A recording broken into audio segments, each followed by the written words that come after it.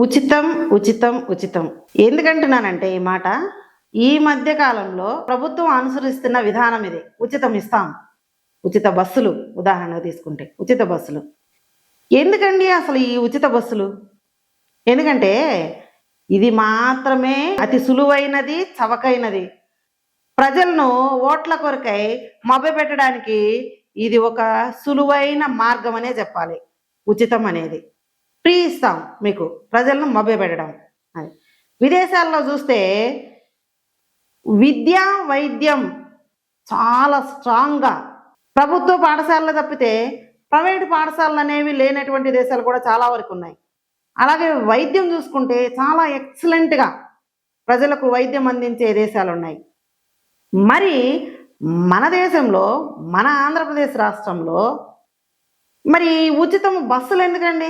విద్య ఇవ్వండి, విద్య ఇస్తే మన పిల్లలకు చాలా బాగా ఉపయోగపడుతుంది కదా. ఈ ఉచిత బస్సుల వల్ల లాభం కంటే నష్టమే ఎక్కువగా ఉంది. మరి జగన్ ప్రభుత్వంలో ఆర్టీసీ బస్సులను ప్రభుత్వంలో కలిపారు. ఒక చారిత్రాత్మకమైన బిల్లును మళ్ళీ ఇవాళ ప్రవేశపెడతా ఉన్నామని చెప్పి కూడా కనబడుతుంది. దీనివల్ల అధ్యక్ష 52,000 పై దాదాపుగా మంది ఎంప్లాయీస్కి ఇది డైరెక్ట్గా మెయిల్ జరుగుతుంది. All what I'd like to stress is జనవరి 1వ తారీఖు నుంచి వీళ్ళంతా కూడా ప్రభుత్వ ఎంప్లాయీస్గా చలామణి అవుతారు అధ్యక్ష అని చెప్పి నేను ఇదే వేదిక చెప్తాను. I shall now request the Minister for Transport to move the motion for passing the bill. Andhra Pradesh రాష్ట్ర రోడ్డు రవాణా సంస్థ ఉద్యోగులను ప్రభుత్వ సర్వీసులోనికి చేర్చుకున్నట్టుకు మరియు అందుకు సంబంధించిన మరియు దానికి అనుషంగికమైన విషయములను నిబంధనల కొరకైన ఈ బిల్లును గౌరవ సభను ఆమోదించవలసిందిగా అభ్యర్థిస్తున్నాను అధ్యక్ష. The question is that the bill be passed. Those who are for the motion, please say aye. Those who are against, please say no. Ayes have it, ayes have it. The motion is carried and the bill is passed. ప్రస్తుతము ఈ RTC అనేది నష్టాల్లో ఉందని వింటూ ఉన్నాము. మరి ఇప్పుడు స్త్రీలకు ఉచితంగా ఇవ్వడం వల్ల, అంటే ఫ్రీ ఇవ్వడం వల్ల మరి ఇంకా ఆర్టీసీ నష్టాల్లోకి వెళ్ళి అది ఆభారం మరలా తిరిగి వచ్చి ప్రభుత్వం మీద పడుతుంది. ఆ ప్రభుత్వం మరలా ఏం చేస్తుంది? ప్రజల మీద వేస్తుంది. ఈ విధంగా ఉచితం ఇవ్వడం ఎందుకు? ఆభారాన్ని మరలా ప్రజల మీదకే వేయడం ఎందుకు? మరి ఇప్పుడు ఇంకొకటి, కరెంటు బిల్లుల విషయం చూసుకుంటే గతంతో పోల్చుకుంటే కరెంటు బిల్లులు 4 రెట్లు అధికంగా పెరిగినాయి. ఎట్లా అండి? ఇప్పుడు కరెంటు బిల్లు సామాన్య మానవుడు ప్రతి ఒక్కరికి కరెంటు చాలా అవసరము. మరి అంతంత బిల్లులు కట్టాలంటే ఇప్పుడు ఎంత సఫర్ అవుతున్నారు? మరి దాని గురించి ఏమన్నా మీరు ఆలోచిస్తున్నారా? బస్సు ఒకటే ఎందుకు సార్, కరెంటు కూడా ఫ్రీ ఇవ్వండి మరి ఇవ్వదలుచుకుంటే. మరి అట్లా ఇవ్వకుండా ఓన్లీ బస్సుల వరకే ఇచ్చి మరి స్త్రీలు అవసరమైతే పోతారు, అవసరం లేకపోతే ఇంట్లోనే ఉంటారు. ఇప్పుడు మీరు ఉచితం ఇవ్వడం వల్ల అవసరం ఉన్నా లేకపోయినా ప్రయాణాలు ఎక్కువైపోయాయి, విలువ తగ్గిపోతుంది. మరి మగవాళ్ళు వాపోతూ ఉన్నారు, మాకు సీట్లు ఇవ్వడం లేదు ఆడవాళ్ళు మీరు ఉచితం ఇవ్వడం వల్ల అని. మరి అక్కడ కూడా మీకు మైనసే జరుగుతుంది. ఫ్రీ బస్సు లేడీస్కి ఎంత బాగానే ఉందంటే ఫెసిలిటీస్ బాగా అరేంజ్ చేశారు. బట్ ఏంటంటే కొత్త బస్సులు వేస్తే బాగుంది నా ఉద్దేశం. ఎందుకంటే పాత బస్సులు ఇంకా అరేంజ్ చేస్తున్నారు. దానివల్ల ఏంటంటే లేట్ అవటం, తర్వాత బస్సులు కూడా ఆగిపోవడం జరుగుతుంది. జెంట్స్కి ఏంటంటే మనం టికెట్ కొన్న వెళ్ళినా సరే నిలబడవలసి వస్తుంది. అంటే మాలాంటి పెద్దవాళ్ళు ఉన్నాం, సీనియర్ సిటిజన్స్, వాళ్ళు కూడా కొంచెం ట్రబుల్గా ఉంది. ఆడవాళ్ళకి ఉపయోగం అండి, మగవాళ్ళకి మాత్రం ఉపయోగం లేదు. ఎందుకంటే వాళ్ళు ఎక్కిన తర్వాత ఎక్కి టికెట్ తీసుకుని నిలబడుతున్నారు మగవాళ్ళు, ఫ్రీ వాళ్ళు కూర్చుంటున్నారు. అయితే హాఫ్ టికెట్ అయితే చాలా మంచిదని అనుకుంటున్నాను. చాలా మంది లేడీస్ కొంచెం దూరం వెళ్ళాలన్నా కానీ ఫ్రీ కాబట్టి వాళ్ళు ఎక్కేయడం జరుగుతుంది. అలాగే ఏంటంటే మేము ప్రతిరోజు కాలేజ్కి రావాలని చాలా ఇబ్బంది అవుతుంది. ఏంటంటే ఇది వరకు బస్సు ఎక్కాలంటే మేము డోర్ లోపలికి వెళ్ళి అట్లీస్ట్ కనీసం ఏదో ఒక సీట్ దొరికేది మాకు. విండో సీట్ కోసమనే కాదు కానీ ఏదో ఒక సీట్ దొరికేది. కానీ ఫ్రీ బస్ పెట్టడం వల్ల ఏంటంటే లాస్ట్ స్టెప్లో మేము వేలాడుతూ రావడం చాలా ఇబ్బంది అనిపిస్తుంది. అసలు ఒక్కొక్కసారి ఫ్రీ బస్ కానీ టైమింగ్స్ కూడా అస్సలు ఉండట్లేదు.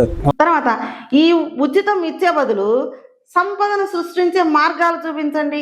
ఎలా అంటే లైక్ ఏ రంగమైనా సరే, అది వ్యవసాయ రంగమైనా లేదా వ్యాపార రంగమైనా లేదంటే పారిశ్రామిక రంగమైనా లేదా ఉద్యోగాలైనా యువతకు మరి ప్రజలకు సంపద సృష్టించే మార్గాన్ని చూపించండి.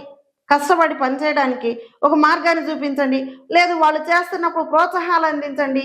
ఉచితం అందించి ప్రజలను మరి ఇంకా ఇబ్బంది పెట్టడము, తద్వారా మరలా ప్రజల మీదే భారం వేయడం ఎందుకండి?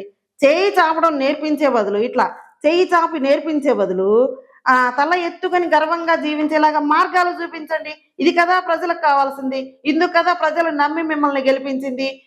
ఉచితం ఎవరికంటే ఇవ్వాలి, ఉచితం ఎవరికంటే వృద్ధులకు, తర్వాత వికలాంగులకు, తర్వాత ఏ ఆధారం లేనిటువంటి వాళ్ళు ఉన్నారు చూడండి, వాళ్ళకి ఇవ్వండి ఉచితంగా. ఏదో బస్ పాస్లో లేకపోతే ట్రైన్ పాస్లో, ఇంకా అట్లాంటివి ఇంతకు ముందు నుంచే ఈ పథకం ఉంది. అది వాళ్ళ వరకే సరిపోతుంది. మీరు పని చేసుకోగలిగిన వాళ్ళకి, సంపాదించుకోగలిగిన వాళ్ళకి అందరికీ ఉచితంగా ఇస్తే రాష్ట్రాన్ని ఎటువైపు తీసుకువెళ్తున్నారు? మరి ఈ రాష్ట్రాన్ని ఇక ముందు వచ్చేటటువంటి ప్రభుత్వమైన ఈ ఉచితము అనేటటువంటి ఈ మాటను వాడకుండా ఆంధ్రప్రదేశ్ రాష్ట్రాన్ని ప్రగతి ప్రదంలో నడిపిస్తుందని ఆశిద్దాం. ఇంకొకటి, పులివెందులలో మెడికల్ కాలేజీ 50 సీట్లు మరి అదనంగా ఇస్తాము అని అన్న మెడికల్ కాలేజీకి మాకు ఇక్కడ వసతులు సరిగ్గా లేవు, మరి ఈ సీట్లు మాకు వద్దు అని వెనక్కి రాసి పంపించాలి. పులివెందుల మెడికల్ కాలేజీ వెనుకబడిన ప్రాంతానికి ఓ వరంలా నిలవాలని సంకల్పించి నిర్మించారు. దాదాపు 550 కోట్ల ఖర్చుతో నిర్మించారు. నిర్మాణానికి సంబంధించి అన్నీ పూర్తి చేసి ఈ కాలేజీకి మెడికల్ సీట్లు కూడా తీసుకొచ్చారు గత ముఖ్యమంత్రి వైఎస్ జగన్మోహన్ రెడ్డి. ఆ తరువాత అధికారంలోకి వచ్చిన కూటమి సర్కార్ ఆ సీట్లు అవసరం లేదంటూ వెనక్కు పంపించింది. మాజీ ముఖ్యమంత్రి వైఎస్ జగన్మోహన్ రెడ్డి మీద ఉన్న కక్ష కొద్దీ పులివెందుల కాలేజీపై చంద్రబాబు సర్కార్ విషం చిమ్ముతోందనే విమర్శలు అప్పట్లో వెల్లువెత్తాయి. అయినా చంద్రబాబు పట్టించుకోలేదు. సీట్లను వెనక్కి పంపించి పులివెందుల ప్రాంతానికి తీరని ద్రోహం చేసిన చంద్రబాబు సర్కార్ తాజాగా మరొక దుర్మార్గ నిర్ణయం తీసుకుంది. వైఎస్ జగన్ హయాంలో మెడికల్ కాలేజీకి సమకూర్చిన అత్యాధునిక ఎక్విప్మెంట్ ను వేరే కాలేజీలకు తరలిస్తోంది.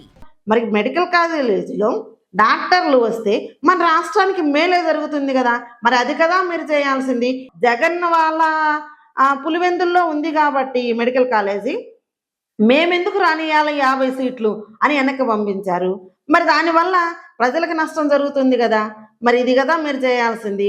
ప్రభుత్వాలు ఇప్పుడు జగన్ ప్రభుత్వంలో వచ్చింది మీరు చేయట్లేదు, మీ ప్రభుత్వంలో వచ్చింది ఇంకొకరు చేయరు, ఎడిదిరిగి వచ్చేది ఆంధ్రప్రదేశ్ ప్రజలకే నష్టము. ఈ విధంగా చేయకుండా ప్రజలకు ఏది ఉపయోగమో అది చేయండి, అది మాత్రమే చేయండి. ఆంధ్రప్రదేశ్ని అభివృద్ధి పదంలో నడిపించండి. Thank you.